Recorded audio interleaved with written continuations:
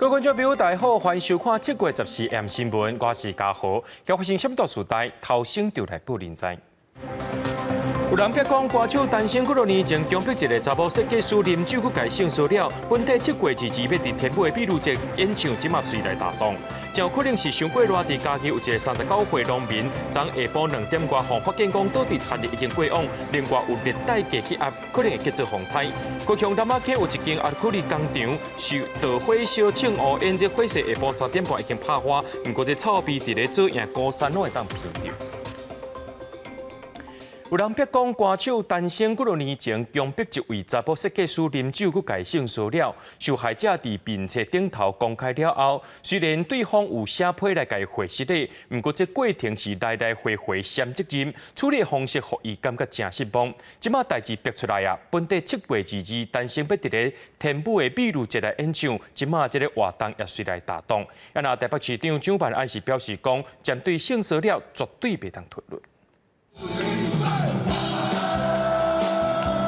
伫舞台顶搁唱搁跳，带动气氛。歌手单身最近互女设计师控诉讲灌酒搁骗骚。受害者伫面册发文讲，2019年互单身用言语咧性骚扰，甚至是一入门就互伊一直上。虽然讲已经收到回失礼的批，但是内容是改来改去，对代志的经过讲了无实在，处理方式互伊真失望。转接语信箱。嘟声后开始计费。实际上，靠互单身的团队是卡袂通，但是单身的经纪人用文字回讲，目前正在讨论，多谢关心。单身刚入Me Too的争议，原本7月22日伊要参加2023天母的秘鲁节的演出嘛话停。台北市长蒋万安讲，对骗骚绝对是零容忍，商业处正式的调整演出的名单。艺人陈升是我们这个活动卡司的其中之一，而不是全部的一个都是由他来表演。我们在整个活动里面，我们会针对这一段呢会做一个调整，已经有预定的一些人选，那会在争取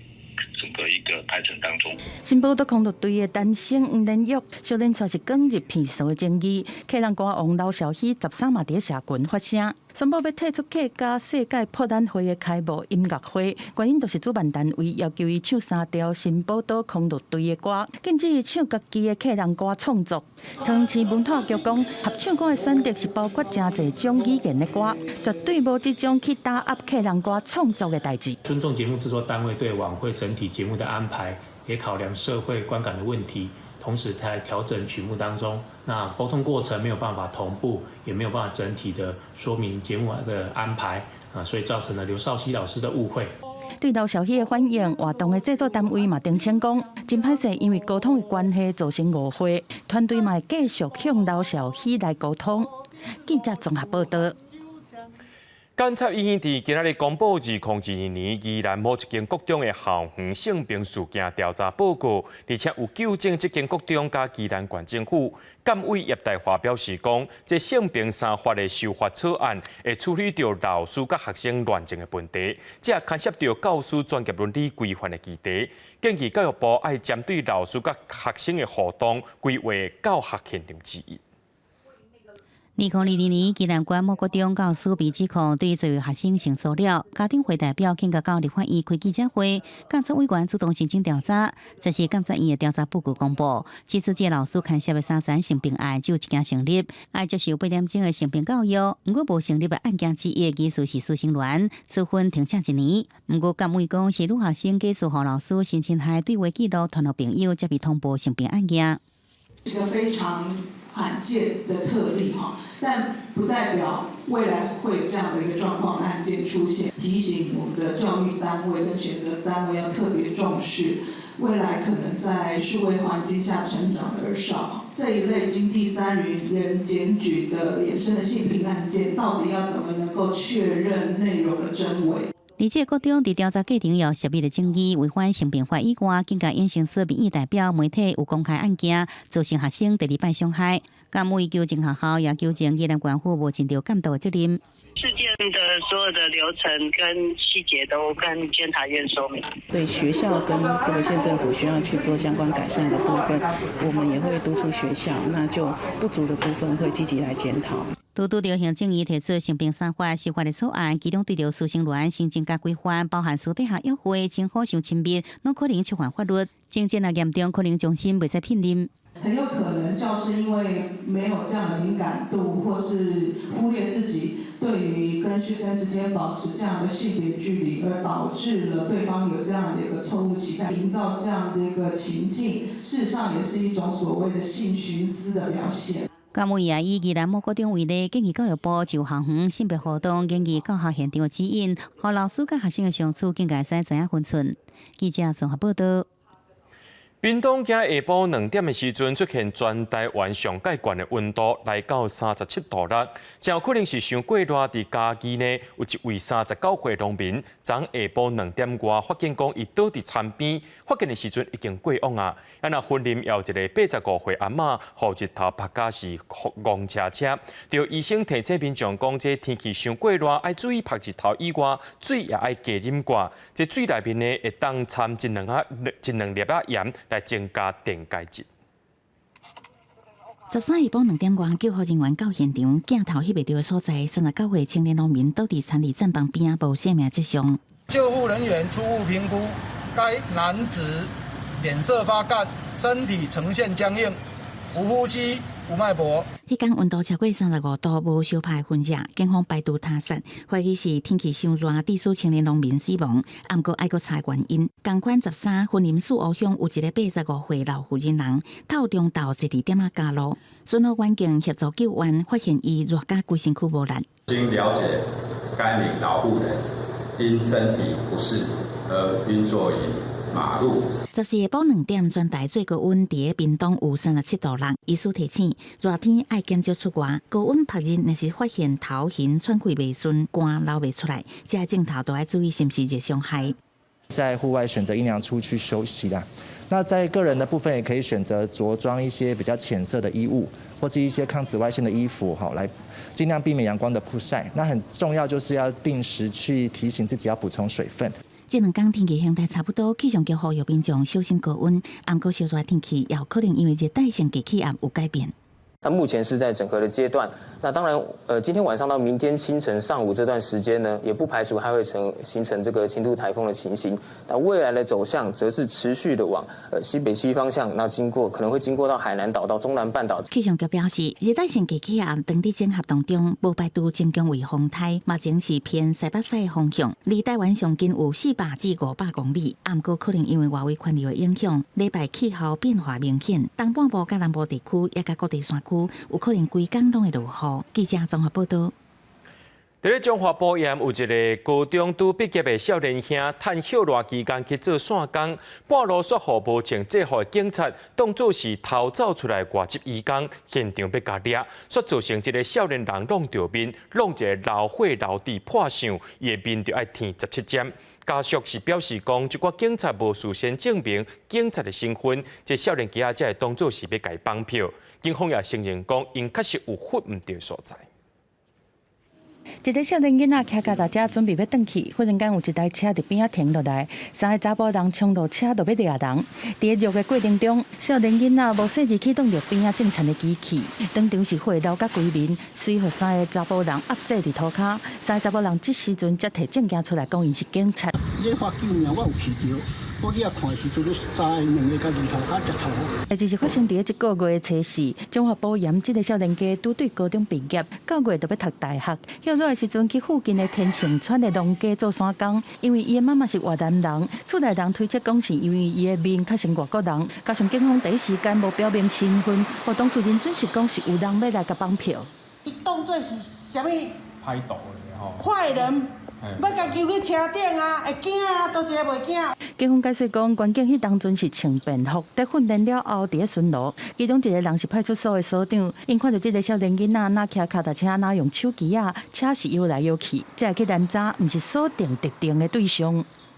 警方是执行盘查，并非锁定逮捕对象、抓错人。为了避免类似的情形再发生，我们都统一律定，一定要穿着制服啊，以方便执行。少年囡仔因为面受伤是填17针，身体嘛有足侪所在拢受伤。警方答应要赔偿医药费，后壁嘛会和解。目前初步调查，认为讲关警伫执法的过程无穿制服是违反勤务的纪律。查对的这个姓叶的所长是记心界，后壁嘛要求第一线的警察伫咧拦查的时阵，爱先摕警察的证件出来，表明身份。记者综合报道。捌伫一个慈善团体做过副秘书长、省长的查甫人，去互指控讲有污道背景，是因为进前伫咧募款的时阵，和别人抢地盘，当场冤家相拍。这事件过后呢，搁再创立一个募款协会，挂名理事长。民众也伫咧质疑讲，安尼清清彩彩就当成立一个慈善协会，甚至是合法去募款，敢是利用民众的爱心伫咧趁钱咧？卫福部即马有出面解说。穿蓝色的假伫街仔路做爱心，一个慈善团体今年4月，锁伫台大病院，因为募款抢地盘，和另外一派抗暴协会伫冤家，事后搁甲人对街仔路掠走，搁甲拍。了代志，这个市长的查甫人有天道明太阳会的背景，迄当阵是做副秘书长，洪以真侪罪嫌以上，事发了后已经离开协会，但是即马有民众发现，原本这个人搁开始出现，继续募款。经过害的人都知道，就是固定那些人，可是他们就是换了一身制服，然后继续募款，已经有那么多前科了，然后还自己再去创一个办协会，然后去募款，我就觉得有点夸张。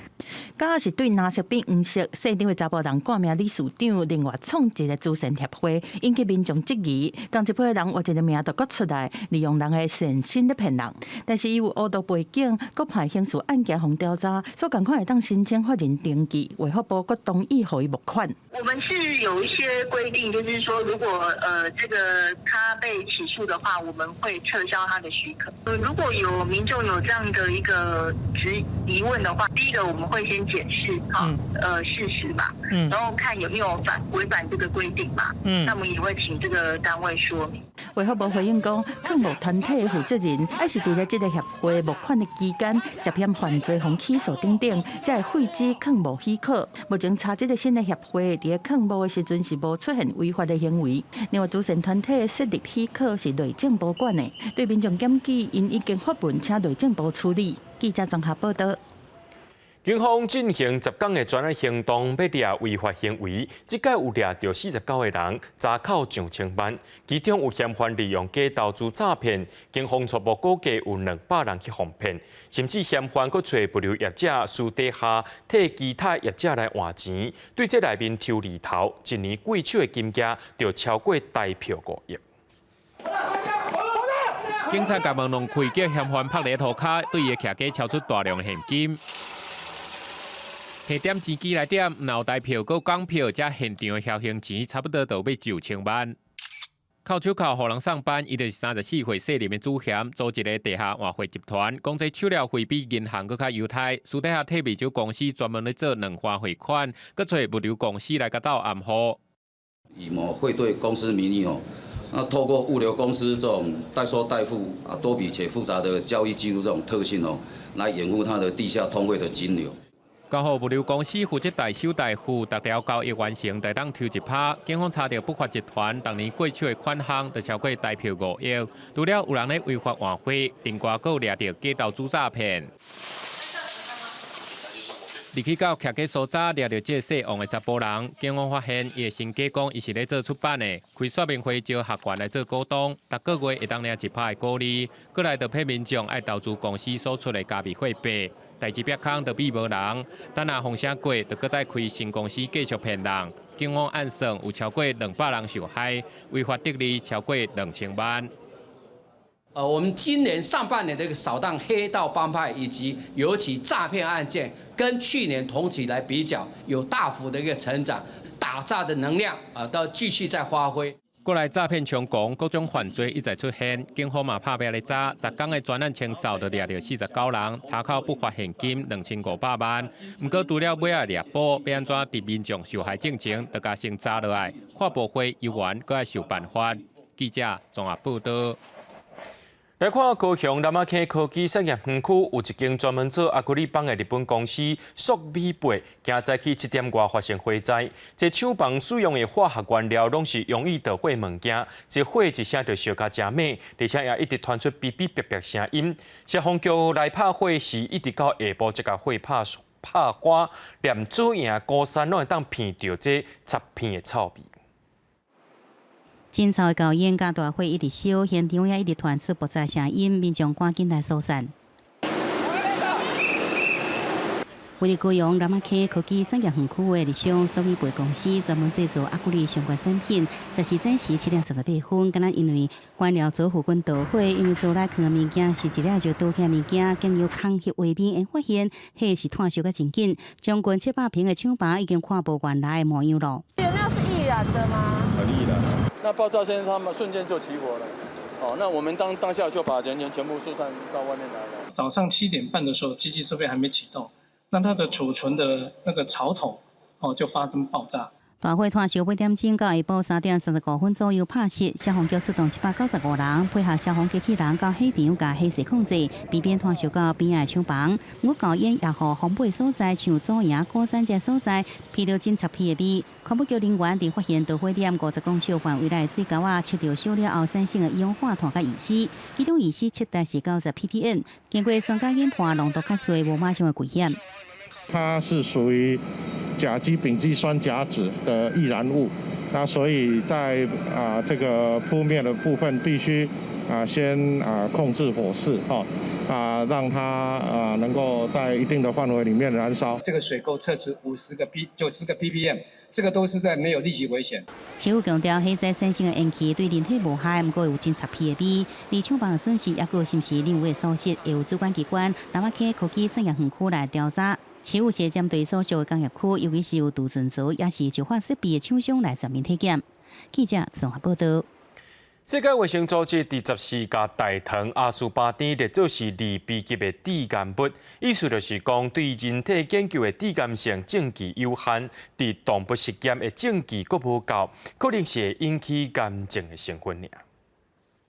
阿斯巴甜是真接看的人工甜味剂，甜度真悬，活近正糖的200倍，毋过差不多无热量，常常用来代替原果糖糖浆、正糖也是焦糖来做代糖使用。市面上有活近6000种商品有加这种阿斯巴甜，像讲起膏、秋莲糖、优格。加烧的药水，也有一寡讲做无热量、无糖的可乐果汁。虽然这种化合物使用这么多，不过为1980年代上市了后，阿斯巴甜的安全性一直有议论。世界卫生组织所属的2大机构——国际癌症研究机构、世界卫生组织食品添加剂委员会，对全球有几多千份科学研究进行分析了后，就是宣布将阿斯巴甜列作2B级致癌物，意思是对人体研究的致癌性证據有限。动物實驗嘅證據無充足，可能是致癌嘅因素之一。So the working group classified aspartame as possibly carcinogenic to humans, that is group 2B, based on limited evidence for cancer in humans. This was specifically for hepatocellular carcinoma, which is a type of liver cancer. 剛屬2B級致癌物包括着挪威跳出物、亞洲的醬菜類，也有目江的工作等300多項。世界衛生組織 WHO 公布的攝取安全限制，要按照個人體重來計算，每1公斤40毫克。So if consumers are faced with the decision of whether to take cola with sweeteners or one with sugar, I think there should be a third option considered, which is to drink water instead, and to limit the consumption of sweetened products altogether. 營養專家特別指出，厝內飯桌頂上好莫放有糖的飲料，以免囡仔養成愛食甜的習慣。另外，閣強調有一寡證據顯示甜味劑對減肥無效果。公司新聞王慧文編譯。勞資協調失敗，美國哈利烏演員要做伙和編劇來罷工，對當地時間13開始罷工，這是63年來出現編劇和演員兩大工會做伙罷工，也讓所有工作進度全部攏停落來啊！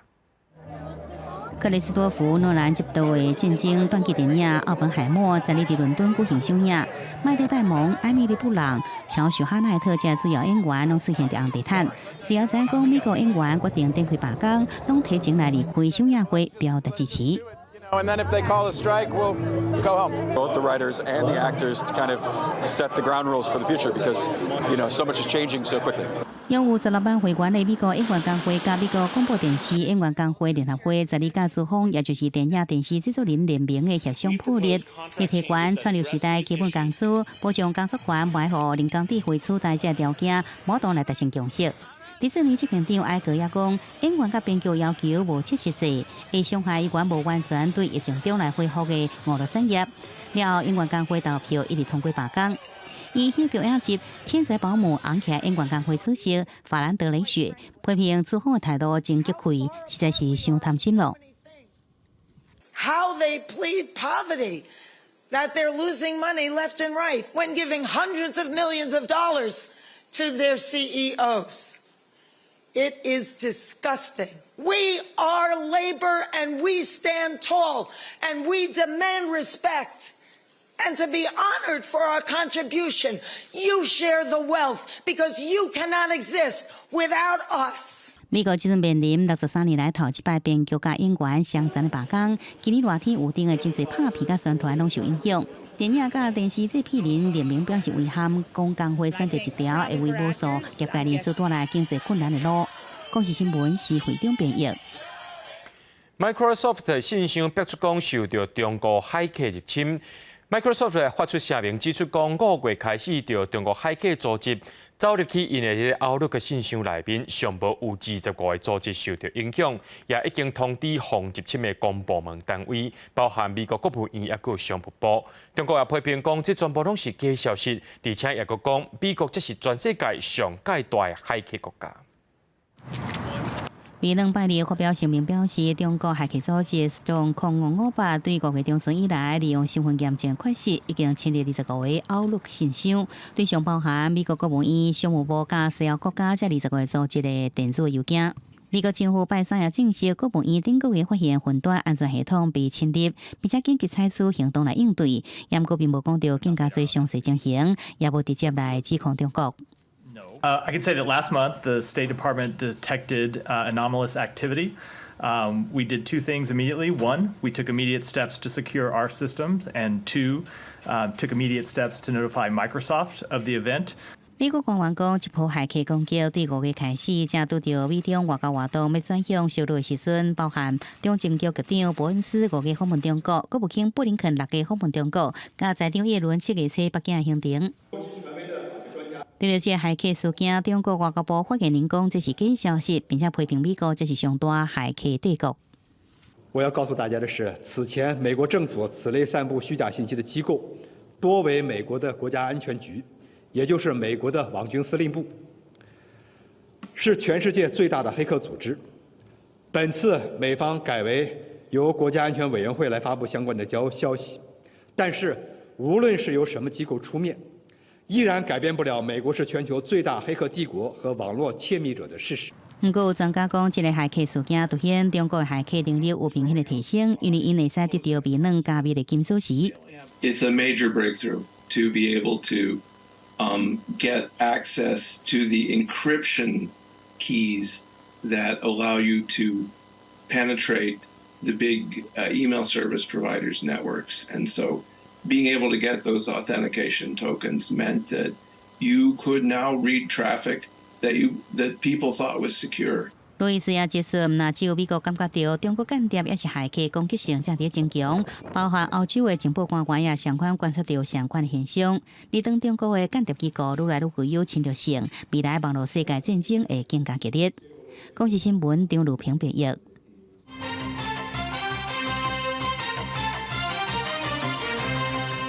德国政府第13公布头一份中国战略报告，其中有讲到经济方面就要降低挖苦中国，也甲台海和平列入去内面，特别写到支持民主台湾，也爱和台湾加强关系。另外，德国也呼吁欧盟就要调整对中国策略，对抗中国威胁。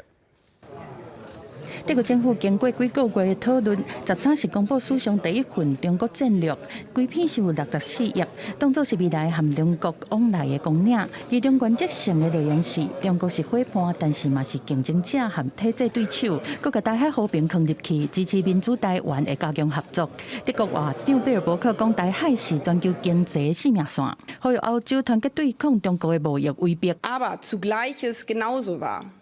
Der chinesische Markt braucht auch den europäischen Markt. Daher können die Spannungen um Taiwan uns nicht egal sein. Eine militärische Eskalation wäre auch eine Gefahr für Millionen von Menschen, und zwar weltweit und damit auch bei uns. 报告内面对中国人权和中露关系用词是正当，但是对安怎伫经济方面降低对中国的倚靠和去风险化，是讲较无遐清楚。学者认为讲这份报告第一个看出德国梅克尔路线的结束，和德国回应欧盟对中策略的风险。但是中德的经济关系正歹，战略安怎伫现实内面发挥作用，搁爱看。如果要去彻底实行减少对中国的依赖，那它的成本是相当高的。虽然对中国的政治军事行动上面有很多批评啊，但是德国政府还是强调，它还是维持所谓的一中政策。中国外交部是批评讲，德国甲正常的合作，特别去安全化和政治化，只会得到颠倒兵的后果。另外，伫东协外长峰会边啊，美国国务卿和中国中央外事办的主任王毅见面，这是1个月来2个人第2摆见面。路透社分析讲，这是为了80会的铺路。美国国务院讲，布林肯搁1摆当面和王毅讲，维持台海和平的重要性。记者综合报道。伫咧顶个月正式除役的英式航空飞弹已经固守台湾63年啊！今麦有风声讲，美国拍算要改变倒长期去援助乌克兰。有学者分析讲，这件代志若准是千真万确的，主要原因就是这武器便便整理一下就会当送去互乌克兰，而且由美国出面会当避免敏感的议题。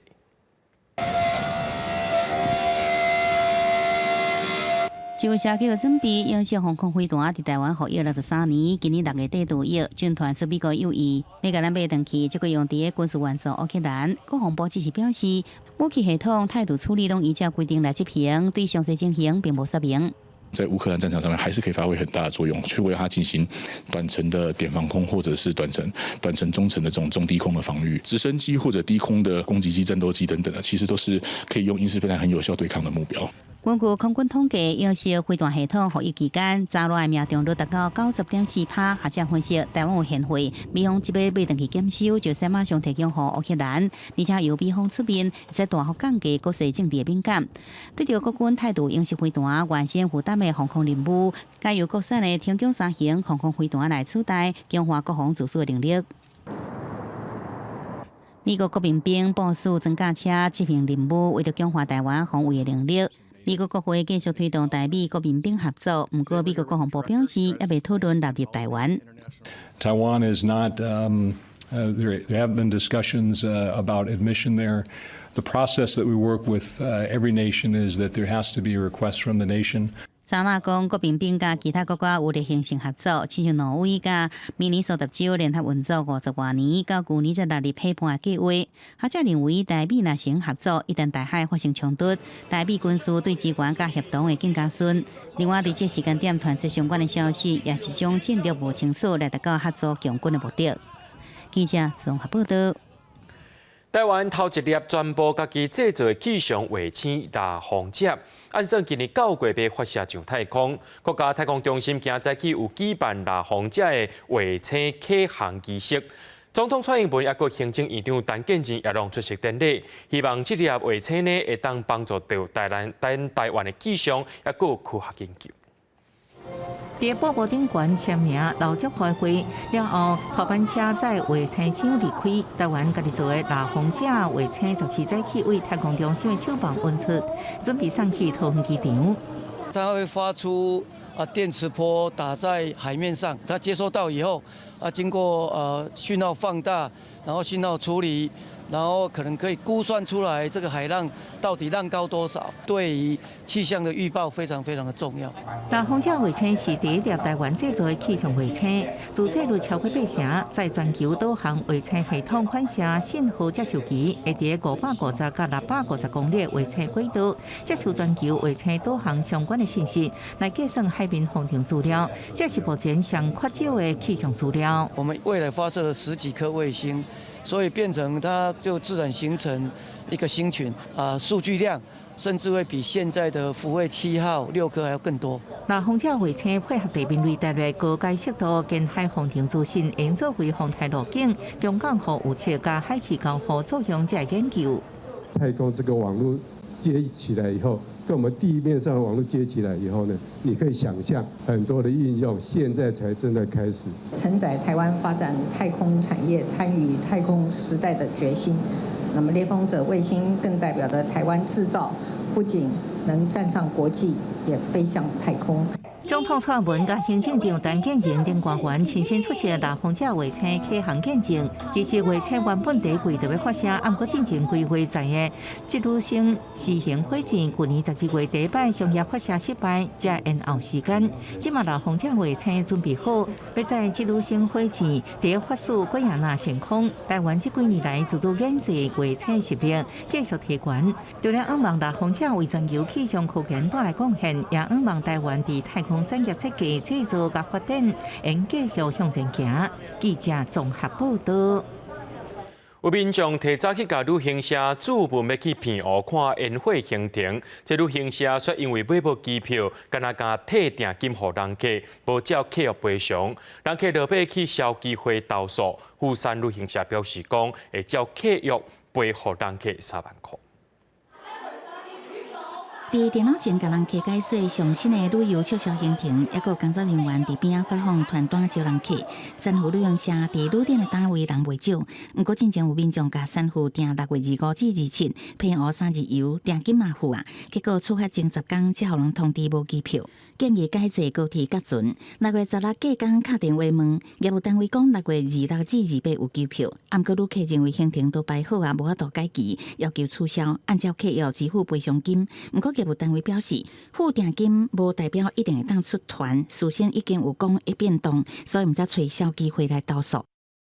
那如果因为机票的因素没有办法成行的话，本来呢就应该是认为是可归责于业者之事由所造成一个契约的不履行，那就应该依照定型化契约的约定呢，除了退还所有费用以外，它是10天前通知哦，那要赔偿30%的这个旅行的一个费用。消基会表示，目前大是偏湖离岛的旺季，机票本来就较歹买，但是业者事先有甲消费者讲好清楚，旅游旺季机票本来就较歹买。消费者伫知影了后嘛，答应这种的条件，搁买，然后要争取赔偿就较困难。因为这种定型化客户当中，对提早购地的时间并无清楚规定，建议主管机关要进行补充修订。说是开价式销售的行程的话，最好还是有拿到团体机位再来做销售，这样子比较不会有争议。都已经安排好了，那你临时取消，当然对我们是一种损失啊。就这么突然的话，那就会觉得蛮错愕的。珊瑚旅行社是讲，国内机票伫年假档期，敢若开放出发日前2个月来订买，所以旅行社需要等待航空公司开放机位预定了后，才会当知影机票订位的结果。虽然无订到票，同时也是拍拼找找机位，到尾也无法度买到机位，将遗憾无法度符合客户期待，会依照约定赔偿新台票3万块。记者综合报道。台北国际夏季旅展再去举行，这是疫情了后呢，头一届有中国业者组团来到台湾参加展览。负责协调的海旅会就表示讲，这是两方互相表示好意的头一步。台湾旅游交流协会理事长赖锡珍甲中国参展旅游业者，伫夏季的旅展热烈交流，再个一个一个到参展的单位参观。疫情了后，60外的中国旅游业者来台湾参展，拢总设47个单位。不少旅行社甲中国籍的航空业者也拢来参展。2019年的两岸夏季旅展是疫情前的最后一次展览，这一次呢，我们也很开心，疫后两岸首度合作。主要呢是推荐大陆的这个好山好水。那我们也希望通过我们的这个宣传跟推广，能让更多的这个台湾民众可以有机会了解到我们的这些优质的旅游目的地资源。两岸什么时阵会当过开放团客来往也唔知，不过中国业者疫情了后组团来台湾，业界是讲也算是台旅会甲海旅会两个小会的交流一大进展。疫情了后，航空公司因为机位无够，一线城市的票价起价。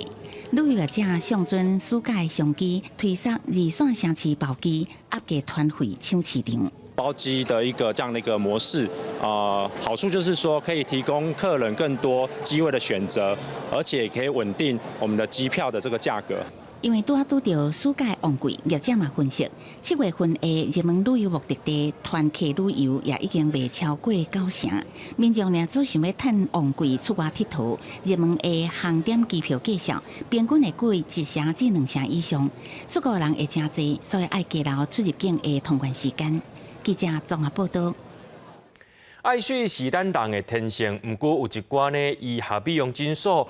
叫这民众来做这减肥针，做了后，所有民众讲，过1年外，伊的巴肚塔毋若无消，佮变做是一块一块定定，甚至有的所在拢已经钙化，着爱开刀甲挖出来。民间团体就表示讲，这肝德坚是用来治疗肝炎、肝硬变，有一寡病院说甲这肝德坚摕来做减肥的药啊。呼吁这卫福部着爱重视治疗病情以外使用问题。规相片当中，能明显看到手术了后，巴肚肿起来，还有一个所在是落落去。2021年3月，陈小姐为消毒巴肚的智能油，伫医美诊所建议之下做肝德坚消智能油，想未到手术了后超过1年，巴肚慢慢正做死的肿起所在。到大病院看医生了，才知影腹壁脂肪已经害死，个有8分形成，还有2个所在已经钙化，只好用手术的方式来切除。前陈小姐甲诊所咧打官司，肝德坚的副作用的这个说明，其实陈小姐被害人她其实都是没有签名的，甚至之后我们跟诊所要我们签了同意书，才发现说上面的日期竟然被篡改。这个案件已经进入司法程序，然后因为我们为了保护客人的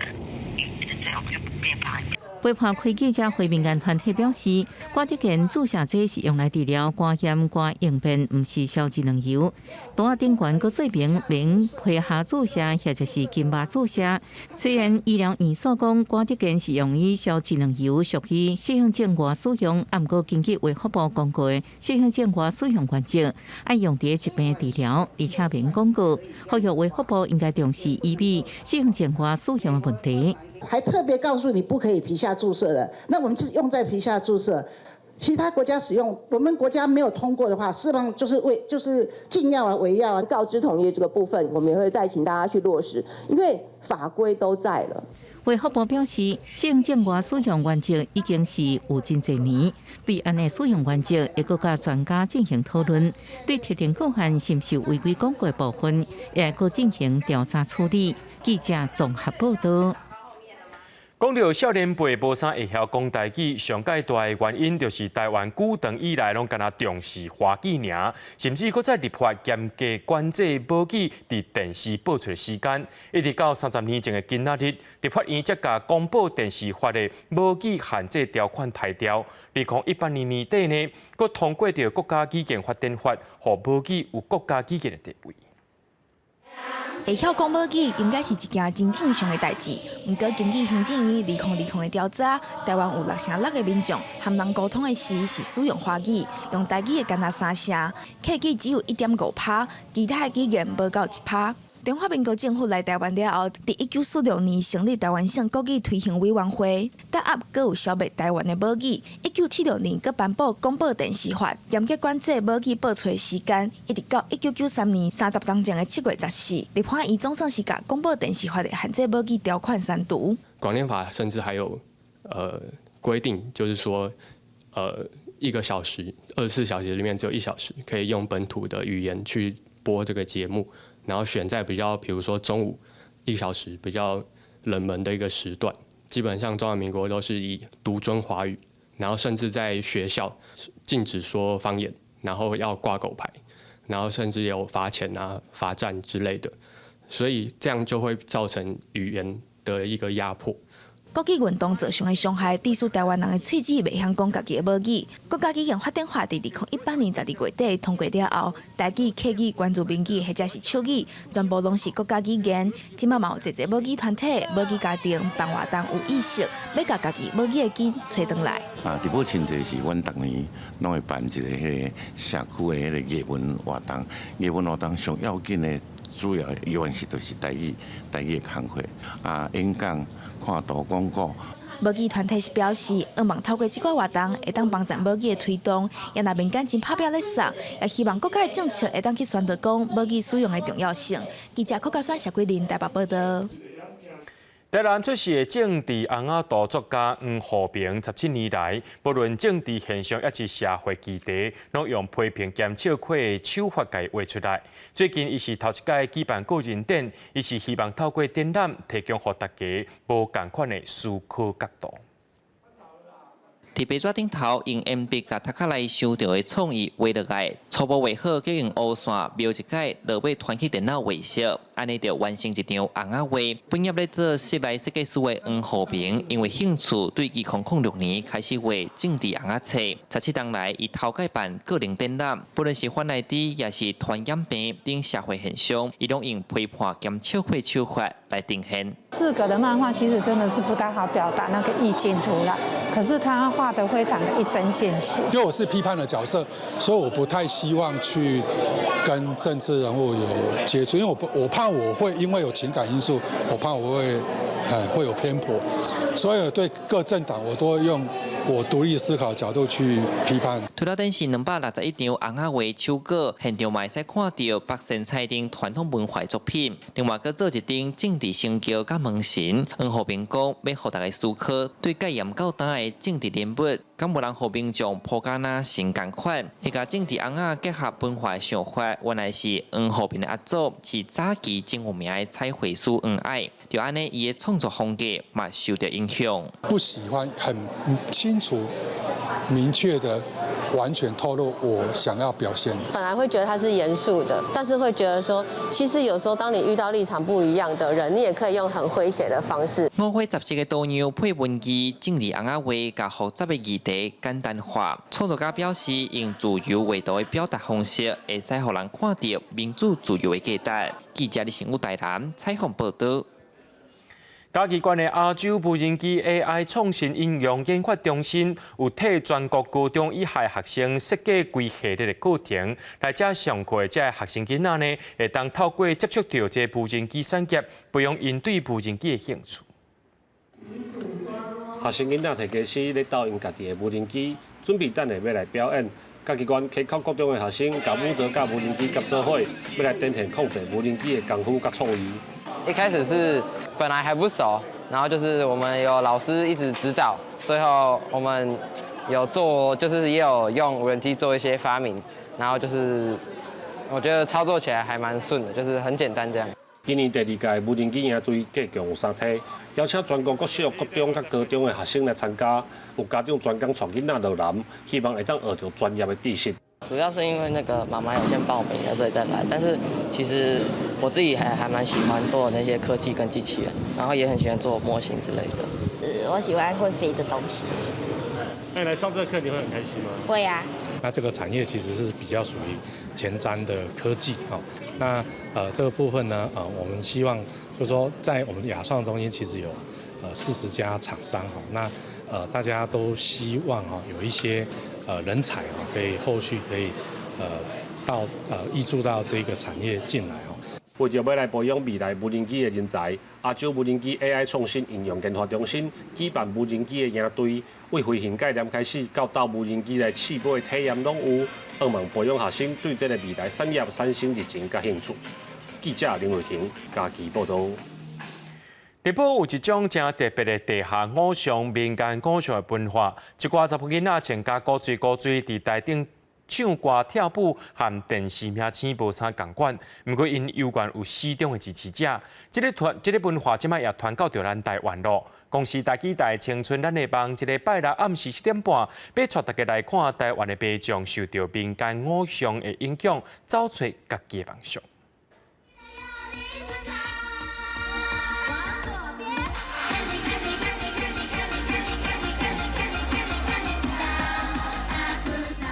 今日去音乐节表演场，舞台顶的歌手唱家己编的歌，台下热情的支持者对节奏的发声。一人穿甲古锥，伫个舞台顶唱歌跳舞的查某囡仔，因是地下爱豆。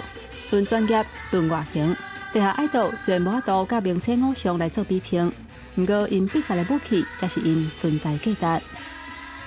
因提供的较侪是情感的部分，去甲你的即个伤心的代志啊，也是讲你的一寡较负面的情绪，伊会去甲你想的安尼，啊，互你感觉讲啊，伫即个世界其实也阁有人会当要经外的。这3年因为疫情的关系，台湾的民众无法度出国去看名册，所造成台湾地下爱豆的市场变大，来看表演的观众变多，地下爱豆之间的竞争嘛变激烈。想要伫这个舞台顶继续徛好在，个人的实力甲毅力是非常重要。阮正前迄阵可能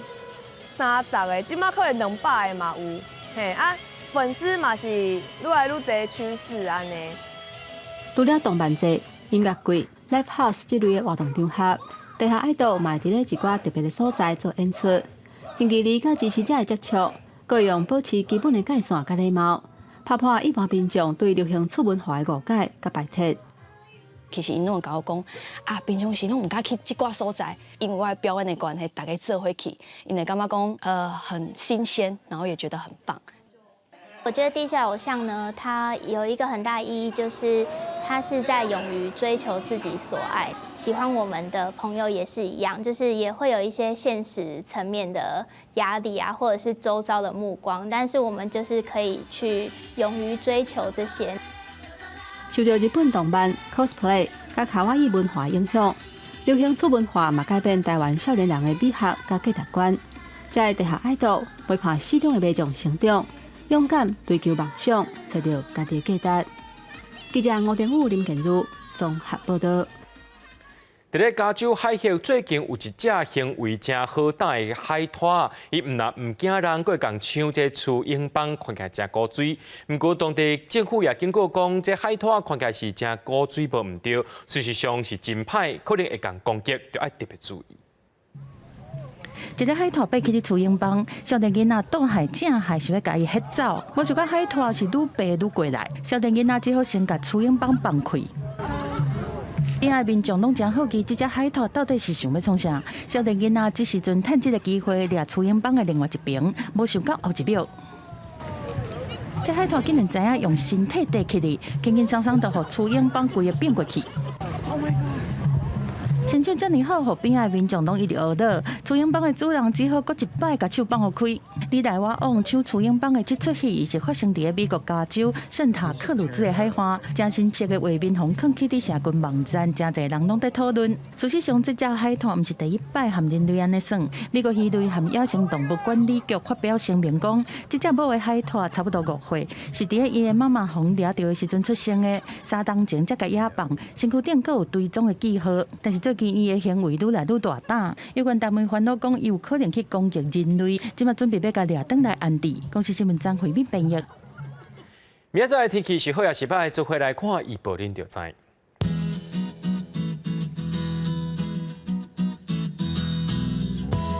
基隆到新竹对27度到36度，苗栗到云林对26度到36度。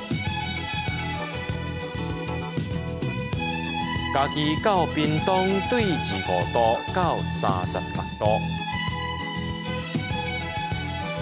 宜兰花莲台东对26度到33度，平湖金门马祖对26度到33度，还有未来3港气象。